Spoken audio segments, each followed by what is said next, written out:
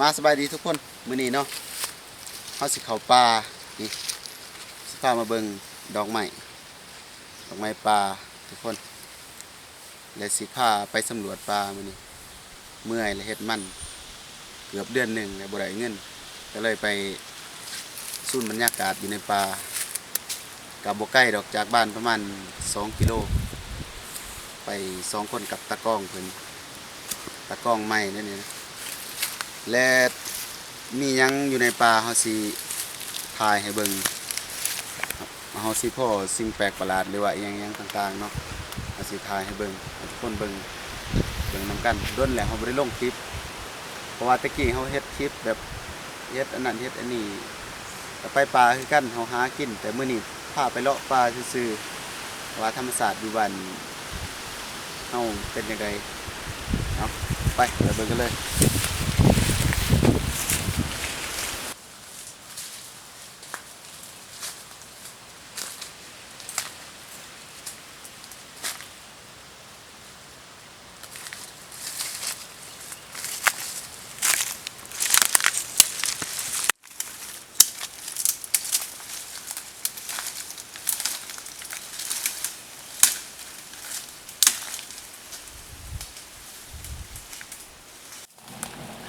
มาเบิ่ง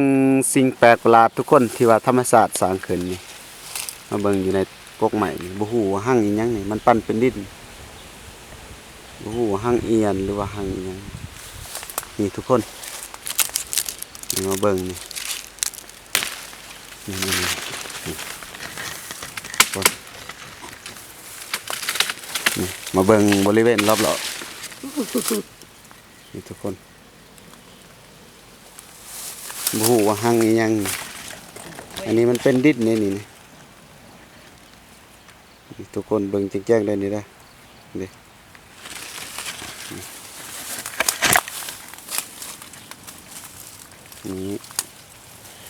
นี่บอกทุกคนอยู่ในงาไม้นี่มันติดให้ทุกคนผู้ใดหูนี่ช่วยคอมเมนต์บอกทางลุมเด้อ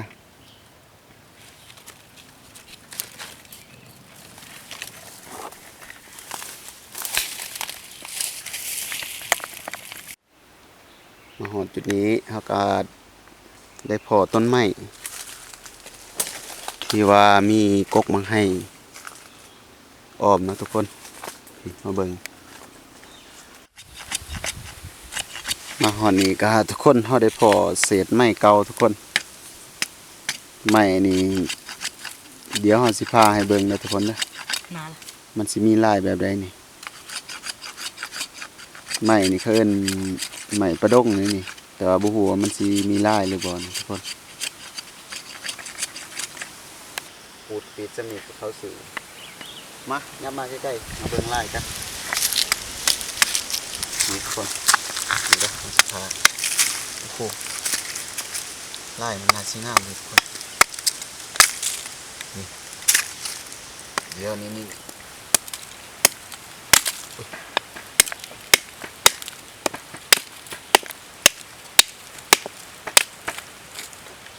นี่ทุกคนมาเบิ่งนี่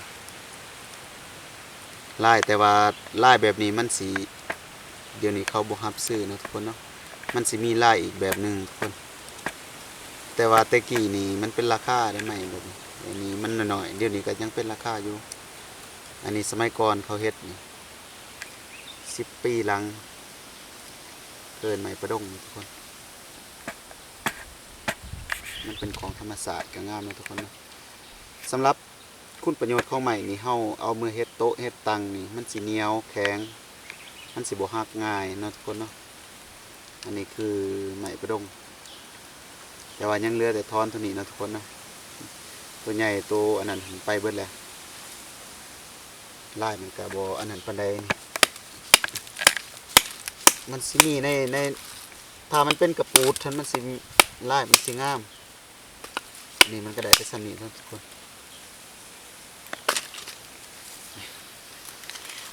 ทุกคนเห็นแล้วเนาะทุกคนนี่คือดอกไม้ทุกคนมันจังหวะแบบสีเหี่ยวเนี่ยทุกคนโอ้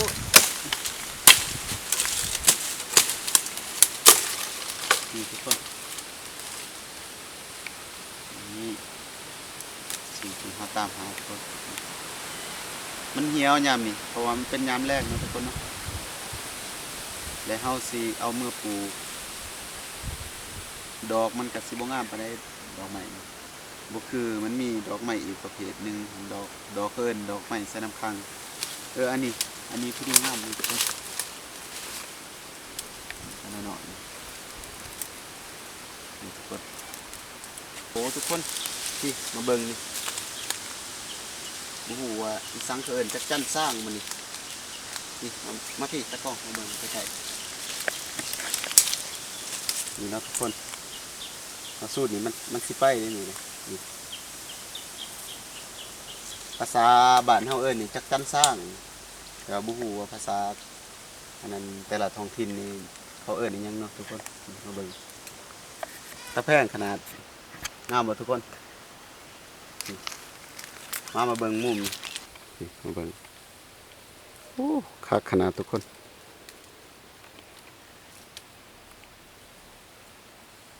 หรือว่า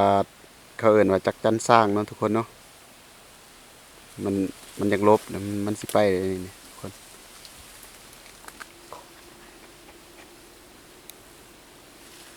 บูเฮาจับได้หรือบ่เนาะทุกคนเนาะ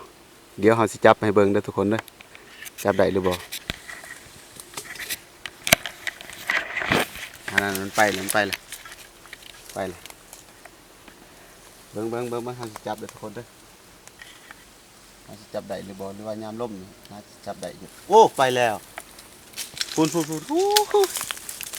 ไปแล้วทุกคนนี่มันสลัดคือหยังทุกคนโอ้ไปแล้วพูดตาแพงขนาดทุกคนนี่แหละอยู่ในป่าเอาสีพอหลายอย่างเอาสีได้ระบายความกดดันเนาะมันสีสบายกว่าอยู่เพื่อนเอาไปต่อเอาสิลงหวยข้าวอยู่เสร็จเอาสิลงหวยทุกคน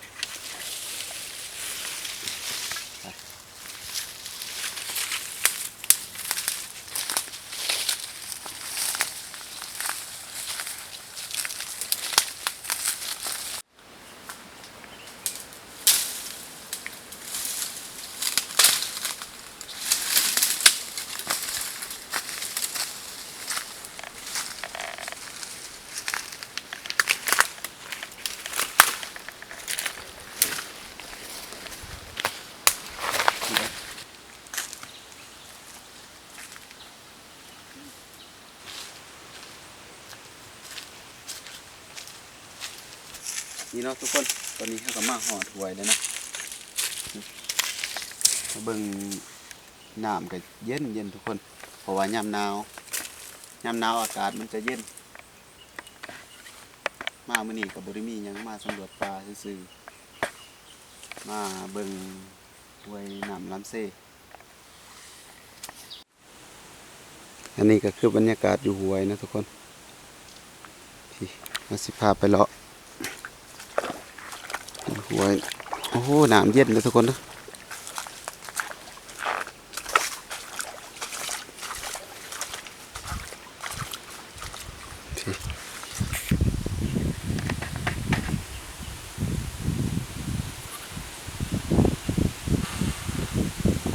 อยู่ในหวยกับ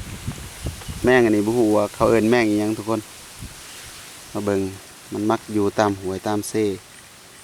พี่นี่อันนี้ก็เป็นดอกไม้ป่าทุกคนดอกไม้ที่ว่ามันติดอยู่ตามหวยนะทุกคนเนาะพี่มาเบิ่งดอกมันก็งามทุกคนเพราะว่ายามนี้มันเป็นยามแล้งแต่ว่าอยู่ในหวยมันก็ยังซุ่มเย็นอยู่นี่ทุกคนดอกมันก็งามอยู่ได้ทุกคน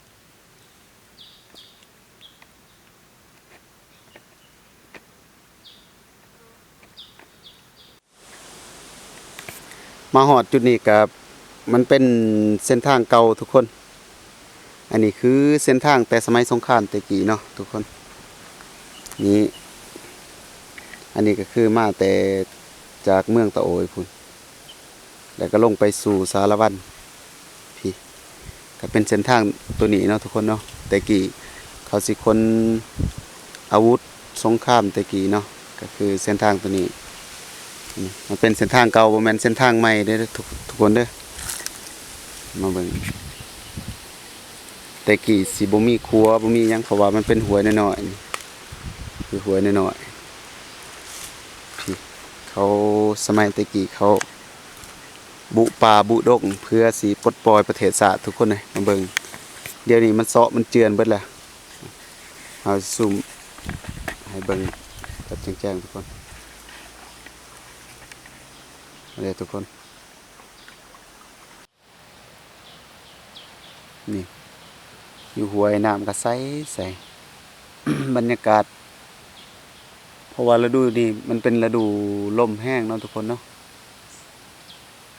ในน้ำก็มีแต่ใบไม้หล่นสะเบิดนะทุกคนเนาะตอนนี้ก็ยังล่มอยู่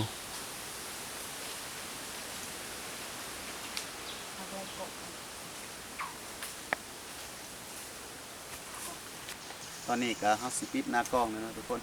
เมื่อยเลยเลาะยางตั้งแต่ลุ่มพุ่นเป็นหอดเชิงตอนนี้ก็สิขึ้นข้างนี้ก็สิกลับเมื่อ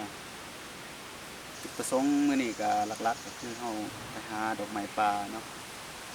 ยายเฮาไปเลาะป่าซื่อๆแต่เฮาไปหาดอกไม้ป่าสิมาปลูกอยู่เรือนบ่ว่าสิเป็นหรือบ่นะทุกคนแต่ว่าดอกไม้ยามนี้มันหายากเล็กน้อยเพราะว่ามันเป็นยามฤดูแล้งเนาะดอกมันก็สิยังบ่ทันได้เป็นดอกตกอยู่ในเดือน4เดือน5มันจึงเป็นดอกทุกคนตอนนี้ครับก็สิกลับเฮือนก่อน